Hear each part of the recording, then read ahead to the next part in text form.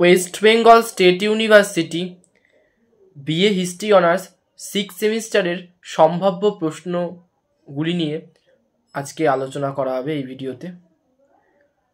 6 সেমিস্টারে 4টে পেপার তোমাদের পড়তে হবে, 2টো কোর কোর্স এবং 2টো ডিএসসি পেপার।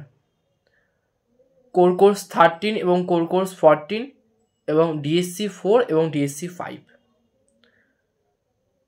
আজকে মূলত কোর কোর্স 13-এর সম্ভাব্য প্রশ্নগুলো নিয়ে আলোচনা করা হবে।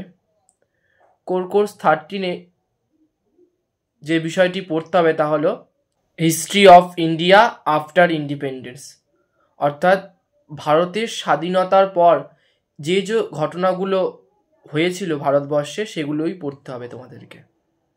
যেমন ভারতবর্ষের প্রধানমন্ত্রীর প্রবর্তিত জোট নিরপেক্ষ নীতি এবং ভারতবর্ষে সেই সময় কাশ্মীর সমস্যা, পাকিস্তানের সঙ্গে ভারতের একটা সম্পর্ক, যে তারপর ভারতের সঙ্গে চীনের সম্পর্ক, সেগুলো সবই কিন্তু আমরা পড়ব।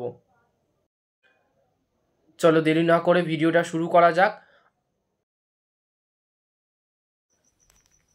Core 13 5 marks. 1. নেহেরু লিয়াকত চুক্তির ওপর সংক্ষিপ্ত টিকা লেখো। 2. 1971 সালের ভারত পাকিস্তান যুদ্ধের কারণগুলো কী ছিল। 3. কিভাবে রাজ্য পুনর্গঠন আইন ভারতে বিভিন্ন রাজ্যগুলির সীমানা পরিবর্তন করেছিল। 4. পঞ্চশীল চুক্তির মূল নীতিগুলি কী ছিল। 5. 1962-তে ভারত চীন যুদ্ধের সংক্ষিপ্ত বিবরণ দাও। 8 মার্কস।